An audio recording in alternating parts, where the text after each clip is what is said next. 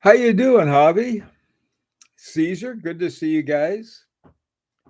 Sound all right? You know what I'm gonna do? I'm gonna raise this up a little. There. Now I got it at toward eye level.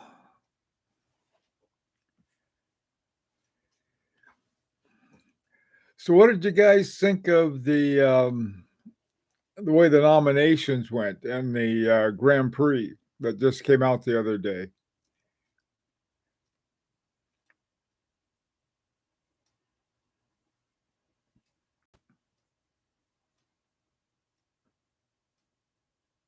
Hey, neighbor. Sounds good. Thanks, Javi. Hi, John.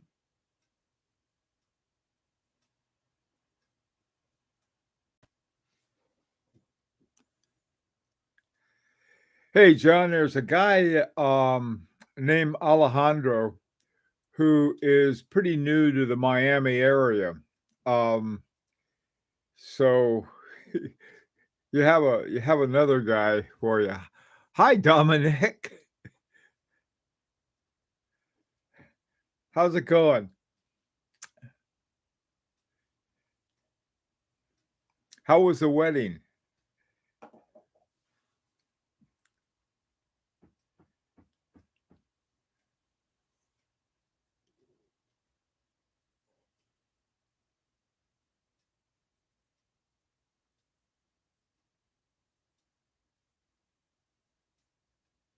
You know, um, Caesar, I think you're absolutely right about that. Um, it's really helpful. When you go there and you see some brands you never heard of before.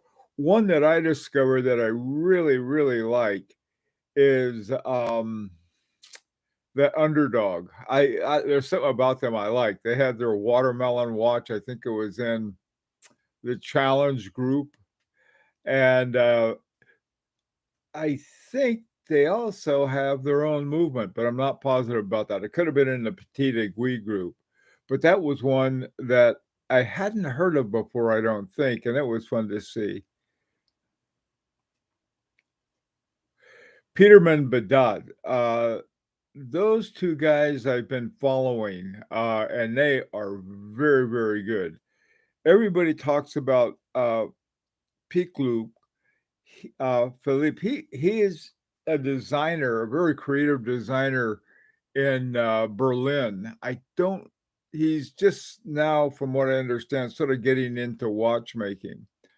Um, Rex Heppy, I think, is Rex Heppy's brother. Their stuff coming out the gate is so good.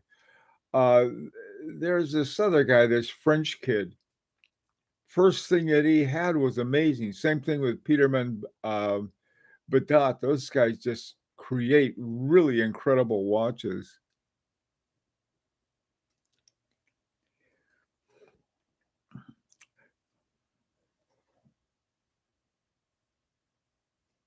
Oh, good. I'm glad you had a good time. Um, I got a feeling this next week I'm going to be busy putting that resonance experiment together, Dominic. Dominic gave me invaluable help in getting this plate. What I'm trying to do, I'm trying to get these two movements with the balance wheels close enough, and then they have to be on a same base, I guess. And so Dominic made this fantastic brass base, and I'll put the two watches on that and see if I can get them into resonance. The first thing I've got to do is, is get the hairsprings back in. That'll be fun.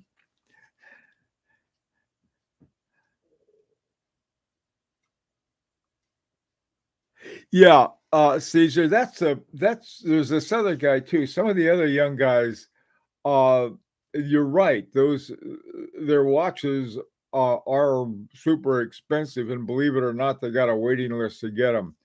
Same thing with, a few years ago, you could have picked up easily, what was that? Daniel Roth watches. Daniel Roth watches made a whole bunch of watches back in I think he had his own company. I think it was in the 90s and early 2000s.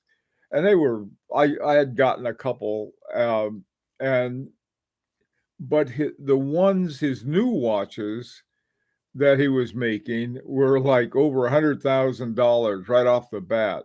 And so he had sort of this bifurcated. Now, I think people are discovering the other Daniel Rosses, and they're starting to go up. Of course, you don't see them in the Grand Prix. It's really funny. Trying to think, some people who never entered into the Grand Prix or never had a watch that won in the Grand Prix. I don't think Philippe Dufour did. He won.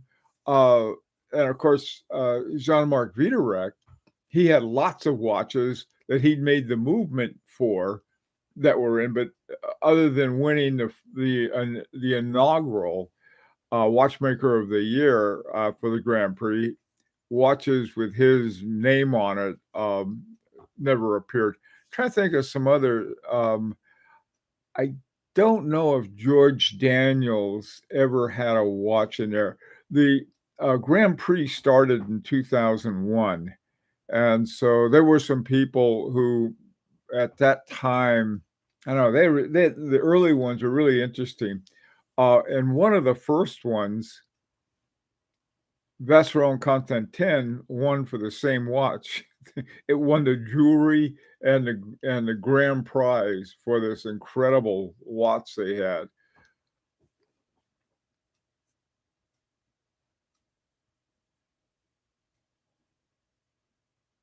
Hey, how you doing, Clyde? Good to see you. Yeah, I know. I don't trust watches that cost more in my house either, Caesar. I'll keep the house. Yeah, some people have. I mean, some people like certain kinds of exclusivity, and you know, and they can afford it. I can't. So my exclusivity is finding watches that nobody else wants that I want. That's about it. Like my Dandy Artie open face or my Fabergé Alexi. That's another one. Great watches, but yeah, nobody else wants them. So I get to keep my house. I think that's a pretty good bargain, and my car, and my wife. All of those things are important. One of the things that I found, a couple watches that are very popular, at least among collectors. One is Chopek, and I was surprised that they did end up in some categories, but I was surprised at the ones they got knocked out of, and then the other ones that knocked them out, and sort of. And the other thing too is, well, it shouldn't surprise me because it happens every year, is that Tudor had, I think, 2 or 3 entries in the lower ranges. They had it in, I think they had it in a sports watch, the Petite Aiguille, and the challenge categories. And they'll win one. I guarantee. I don't know which one of those they'll win, but they'll win one. That's sort of the written rule. Here's how the Grand Prix works, is that you have the membership or something like, I think, 800, 600 members that are called of the Academy. And each one of those people get to vote on the first round for nominations. And then the second round, they have judges, and these are special people. Well, special people doesn't sound right. These are somehow recognized top watchmakers that are something in the business that can judge the best of what's been nominated. Some of the ones I know that Isabel, Oh, what's her name? Kate, she's the head of Fiedler Watch Hands. She's one of the judges, and there's some other ones that I've known of. A guy that I used to know, I still know him. He moved up to Canada though. His Moritz, I don't know their first name. Moritz, he moved up to Canada. He was another judge. He is one of the top watchmakers, and he was also had a thing with Rolex. He had the, I guess, the right kind of qualities to do the service for them. Hi, Balina. 1, 2, 3. Oh, good. Glad you're here. Okay, what are some other things that were sort of fun or surprising? Oh, I'll tell you one.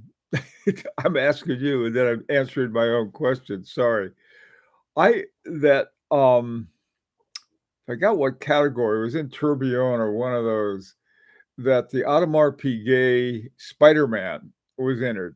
Now, here's something you need to know about Audemars Piguet. Audemars Piguet has won more Grand Prix awards than anyone else. They and one of the things about them, they went for the first, started in 2001, and it wasn't until like 2019 or 2020 where they finally won the grand prize. But they've been coming back. But you will see this year, Audemars Piguet is going to win something. They always do. And so when I saw the Spider-Man got knocked out, I was sort of like, that told me a lot about the people who make up the academy. In other words, we don't want any of this foolishness, at least in the category he entered. I suppose in the challenge category, a couple things I have gripes about. In the challenge category, and I think in the petite aiguille category, you can have quartz watches, and usually the quartz watches don't do too well. But I don't think that's right. That ain't right. Um, I I wish they would have a category, say, "Okay, here's something for your quartz watches. Here's a category," and let it go at that rather than, I think in certain women's categories, they've always allowed, quartz watches. In the ladies' competition, they have, but not in the ladies' competition. They have in the jewelry, and they have in the, arts, what's that called? Arts and crafts, what that other category.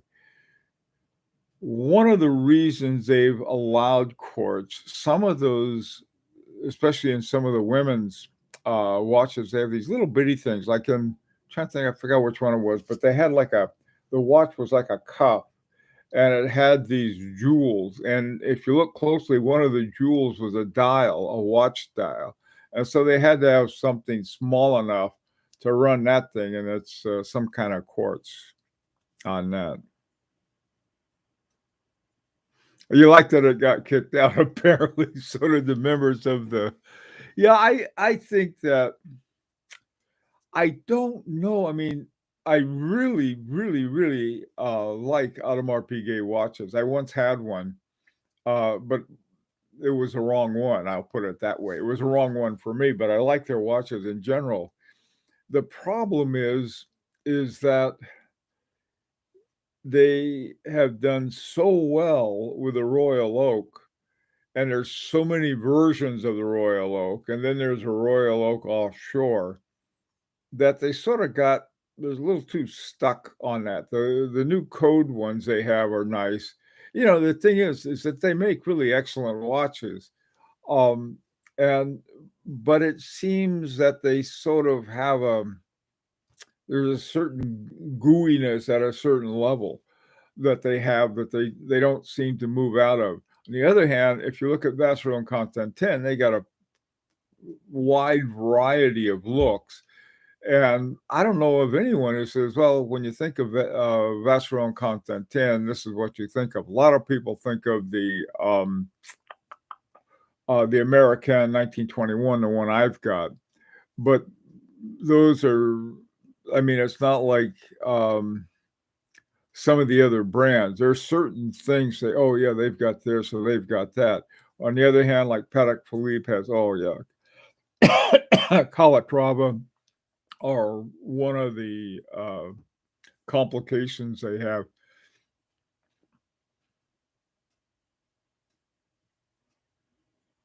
Some people are more suitable, to own quartz watches. I tell you, one quartz watch I'd love to have is the one by FP Journe because it's so interesting. Yeah, I agree. Yeah, it's also they're more accurate. This is one thing. I think that, if you're looking for accuracy, uh, quartz would be the way to go compared to virtually any mechanical watch. So yeah, Dominic, I agree with that. But as a collector, I suppose you could be a collector of quartz watches and have some very interesting ones. But me, I don't know. I'd rather have one that is more fun, like the one we were working on. uh, I also just bought my first luxury watch a month ago while on vacation in Japan. I couldn't be happier with it. Well, what did you get? Hey, Art. Balena, 1, 2, 3. What kind of watch did you get in Japan? I bought some, watches I think on eBay and I think just eBay from Japan. Got some really good buys. AP just released, uh, the collab with some fashion brand. Horrible. Oh, no. I got the Omega Speedmaster Moonface. Oh, boy. Yeah, that's a nice one. Hey, Cozy. Movados. Those, Koji, those are like to me, those are the perfect sort of formal dinner watches. You get a Movado, and you go to the Museum of Modern Art for a dinner. That would be the watch to have for that. Yeah, those are they've got a look. You can spot those across the room. And they're very distinct watches. Trying to think. Rolexes, they're very distinct. You can see a Rolex, either a Rolex or a Rolex wannabe. There are a lot of those. Vintage Movado is fantastic, and what they, I don't, Koji. I think they haven't changed that much for a good reason, and by that I mean, they seem to have kept the same character throughout their designs. I live in Spain and got to watch for almost half of what it would cost me here. You know something, um, that can happen a lot, especially in where you guys have a great big VAT on everything. Excuse me. I was just, one of the guys that, got a watch. I was talking about some watches. In fact, I think it was a Daniel Roth. Yeah, it was a Daniel Roth watch I had up on, High Horology Lounge, and, one of the guys got it, and I thought, "Oh, he got very good buy on that."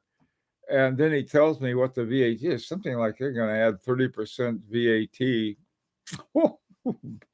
Kabam. That's one thing that the US that is really decent on it, I have no idea why, and there's like a something like a 1.5% import tax on watches.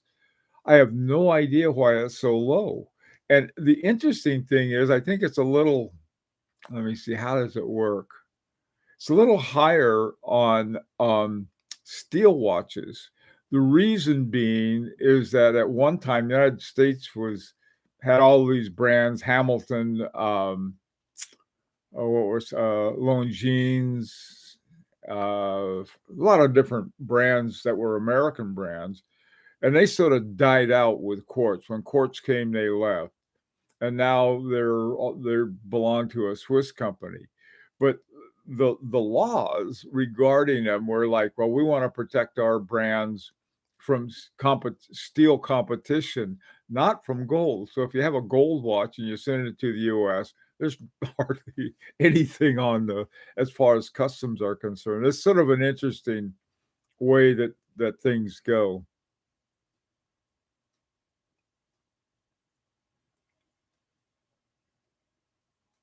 Oh no. Oh man. Yeah, sorry to hear Jimmy Buffett died.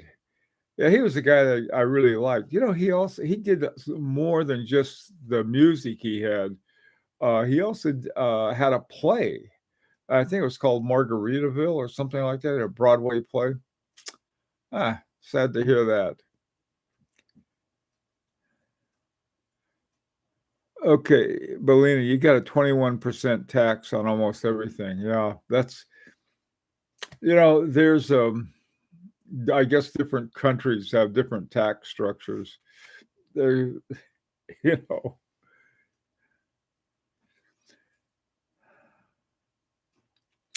Okay, so what are some other things, surprises, good or bad, that you found with the in the Grand Prix this year and the nominations? Let me ask you, what were some? Oh yeah, I know the thing. There are fewer and fewer, and I think this is too bad, of the newer brands that you're seeing. Chopek was a newer brand not too long ago, and now they're more of an established brand. And by the way, too, is Chopek did get knocked out of some, but not all of them. They did get some nominations that went through. Um, but I the ones that I'm seeing, there's some on the higher level. Simon, forgot what his name was, the one that Matthew Allegri did the design on.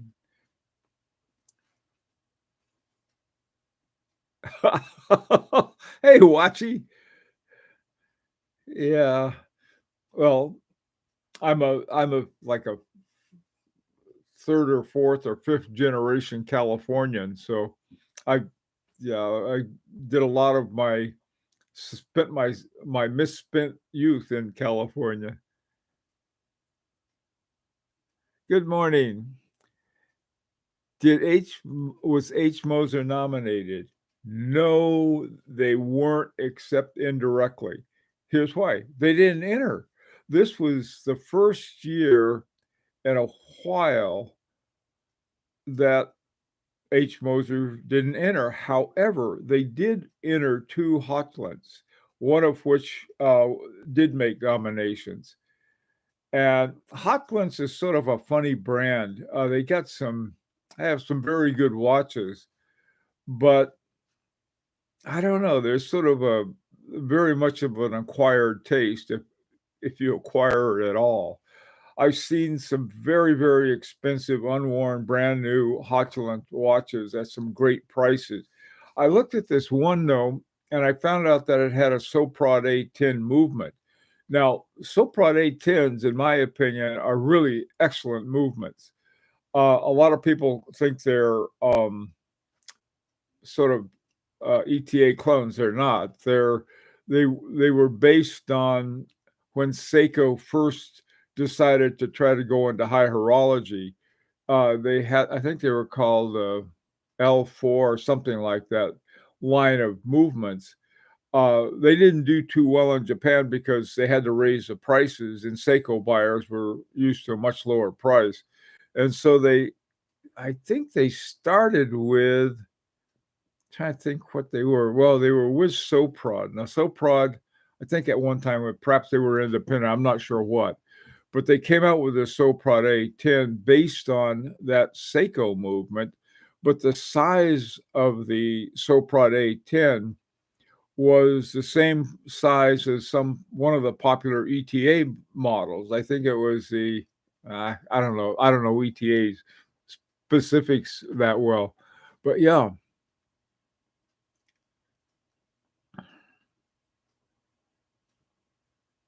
What am I wearing today? This is my FP Journe Chronomet Surveying.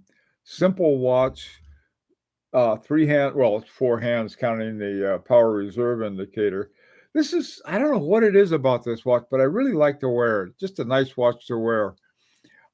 This I was I know this sounds terrible to say this. It sounds well, it doesn't s I suppose pretentious. I don't mind pretentious at all, but I have so many watches that I really enjoy wearing that I'm gonna have to start I've been rotating them every day. I'll have different watch, but there's watches I wanna wear more than 1 day, or I wanna wear 2 watches the same day. So I've been doing that. I get them all wound up, and I'll put them on.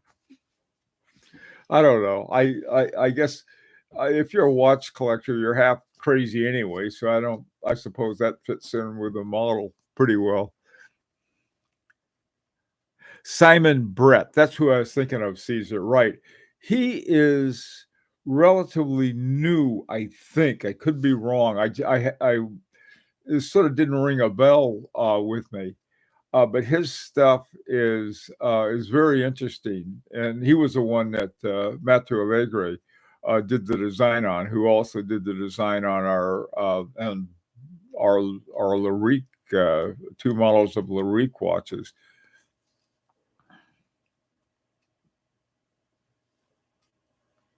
Yeah,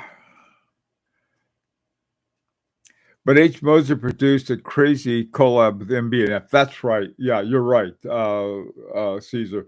They didn't have they sort of what H. Moser did, they sort of have shrunk and expanded. It's sort of like the same watch, but they're making more models of the same watch. In other words, if you have I don't know what, a Pioneer something or other, one of their Pioneers, and so instead of having a Pioneer 1 model or 2 models, they begin spreading them out, and then or they've been having the same model with different dials, like the Vanta Black or some of these interesting ones they have. But I was, just as looking for H. Moser, they didn't have any, but you're right, they did have it with MB&F, and the Hotchlands are owned by, they're part of this Malin sort of company that owns H. Moser. Hey, Watch Monkey, how you doing?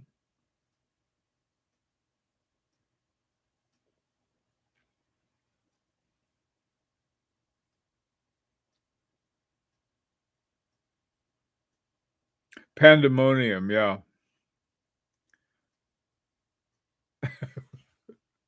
Panda with a panda on the dial. Yeah. Okay. What are some any other discoveries? I saw your unboxing of FP's yarn today in a video from 5 years ago. Yeah. Yeah, it's been to service twice. Back in 2017, I sent it in for service, and then again this last year.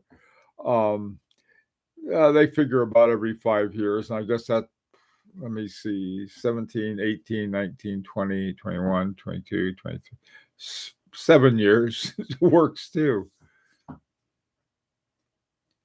Yeah, it's funny the kind of watches, that you end up just liking because you like them.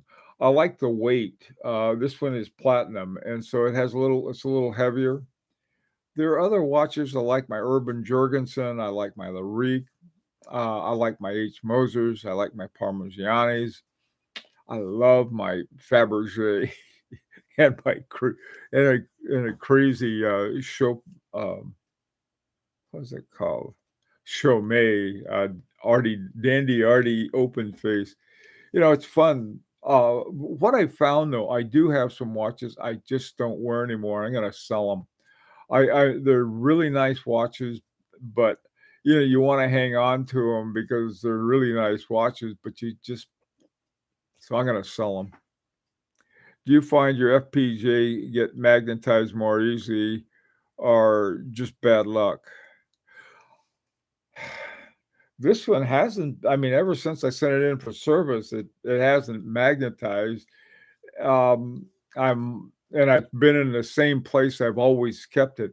I I don't know what it was. I asked him, I said, "You know, maybe you guys ought to think of putting in a a new hairspring with or something, or wherever, I guess, the escapement." What I found, they tightened it up a lot. It had a looser, wind and set to it, and they tightened it up, and it's been keeping perfect time ever since. So I'm a happy camper. It was really funny. The back in 2017 when I had my first time that I had it service, it came back and it was trying to think if they did to it. I don't know, but it was in good shape. But for very quickly afterwards, it became magnetized, and so I got this big anti-magnetizer, and so, but um, I don't know. I haven't. They're different things. I mean, FP Journe watches are great. I love them, and but I do know, like any other watch, that some people say, "Oh, I had this problem or that problem," depending on the model. There was one guy who had a trying to think what kind it was. Um, it was a minute repeater or a perpetual calendar or one of those fairly complex one, and he kept having problems with it, and he kept having to send it back to um, to the service center, and yeah, that happens. They're great watches, but even with great watches, you can run into certain problems. Are certain models will have problems. Watching, what are good resources to learn about horology? Boy, watching right at I think the most basic level, which when you're getting started, Ryan Schmidt's book called the Wristwatch Handbook. Very good book for that. It really gets. It's not, it's not watch collection for dummies, but it's not like way up here. Another book that is sort of like a resource book, and it is way up here, is George Daniels' Watchmaking. Uh, so anyway, those are good ones. Oh, time to go, guys. All right. Okay, one more. Let's see what Canadian Watch Monkey had. Love heavier watch. It gives you the feeling of quality. It's laughable hearing people complain a watch is too heavy and causes their arm fatigue. Yeah, I like it. There's a certain heft that I like in a watch. I don't know. I tried on some Laurent Ferriers at a store in New York at Cellini's, and they were so light. They just didn't feel right. But if I tried on a gold one, maybe it would have been better. Anyway, guys, well, we gotta go. We'll think of something fun. Uh, we'll think of something fun to do this afternoon. If you're around at 4 o'clock Eastern Daylight Time, we'll have another thing that we'll talk about something that is, I think, useful. I'll try to think of something if I can. And as usual, I will contact Rancher and see if he's got some ideas. Take care.